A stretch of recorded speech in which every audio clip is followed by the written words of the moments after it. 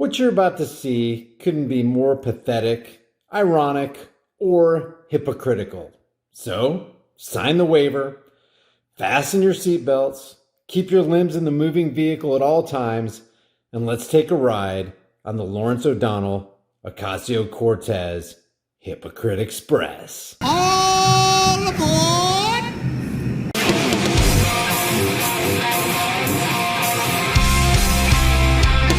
This is going to be a short video because the unprincipled, overpaid charlatans of both mainstream media and the current batch of today's United States corporatocracy puppets cannot help but parade their rank hypocrisy before viewing public. As I already touched on in my last two videos, Congress and their pal Zuckerberg went around the carousel a couple times under the Washington Big Top in order to pretend that they care about the privacy and economic security and safety of the American people. Of course, it's all a lie, but the clown show does have a way of convincing the simple-minded that these people are legit. So they keep on booking their legislative shows. Well, after the congressional shit show, lying Larry O'Donnell decided to invite Alexandria, oh my god, we only have 11 years left, Ocasio-Cortez, onto his show, The Last Word. Here's how that went. Freshman Congresswoman Alexandria Ocasio-Cortez pressing Mark Zuckerberg on why he refuses to fact-check political advertising on Facebook. This is the beginning of Larry's fake outrage where he claims to agree with Cortez that Zuckerberg should be fact-checking all the advertising that goes onto his site. Now keep that in mind. Larry here is concerned about fact-checking. That's going to be really important in a minute. You announced recently that the official policy of Facebook now allows politicians to pay to spread disinformation in 2020 elections and in the future. So I just want to know how far I can push this in the next year. Under your policy, using census data as well, could I pay to target predominantly black zip codes and advertise them the incorrect election date? Probably not, fearmonger. Sorry, Alexandria.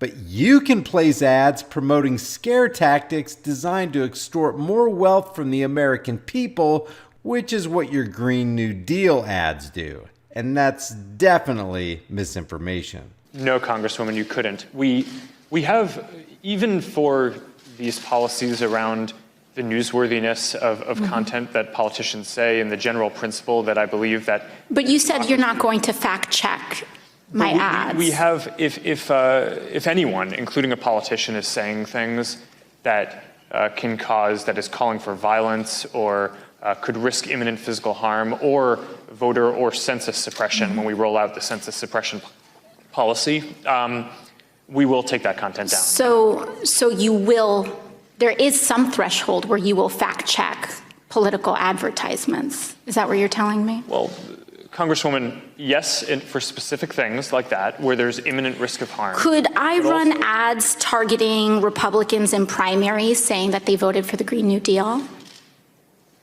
Sorry, can you repeat that? Would I be able to run advertisements on Facebook targeting Republicans in primaries saying that they voted for the Green New Deal? I mean, if you're not fact-checking political advertisements, I'm just trying to understand the bounds here. What's fair game?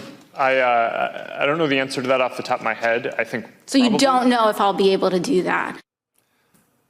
Congresswoman Alexandria Ocasio-Cortez is back with us. And Congresswoman, what I was fascinated by was, I think the simplest question you asked him was the one that he needed you to repeat.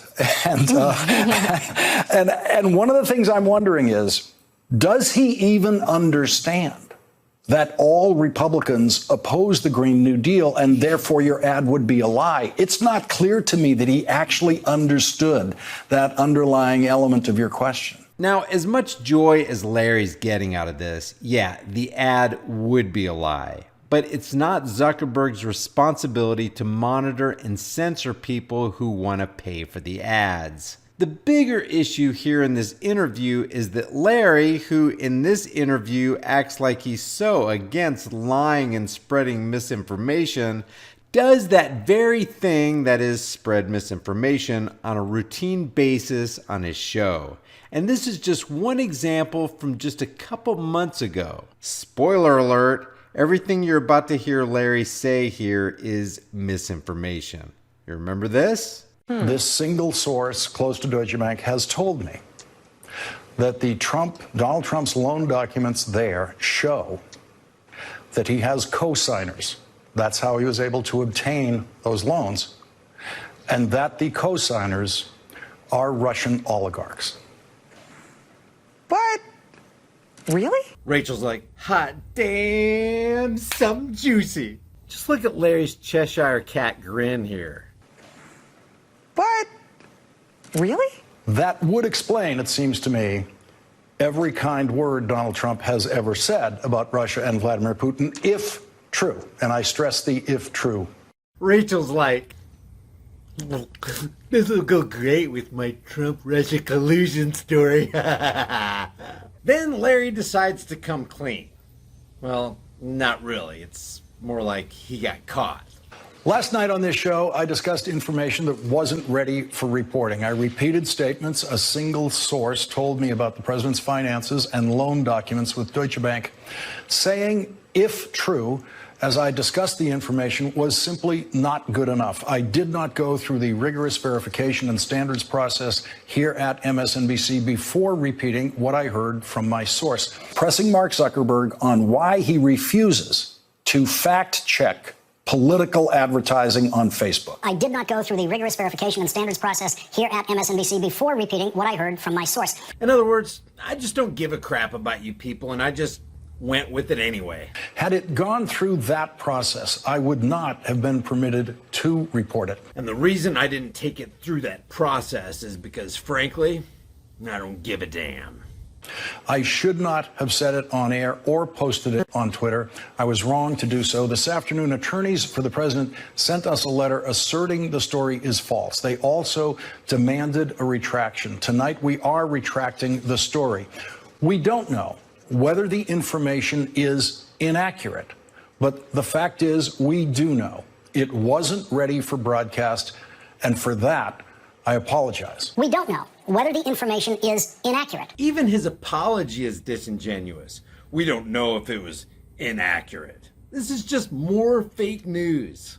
So here's Larry sitting down with AOC applauding her demand that Zuckerberg fact check ads when Larry himself doesn't even fact check his own so-called journalism as he spews disinformation through MSLSD like an open sewer. As for AOC, while she calls for political ads to be fact-checked before she thinks Zuckerberg should be allowed to run them, she's a Facebook ad customer herself. Full disclosure, I am a candidate that runs Facebook ads, but her ads don't need to be fact-checked because everything she says is 100% true, including the part about us only having 11 years left. No disinformation there, just move along, nothing to see.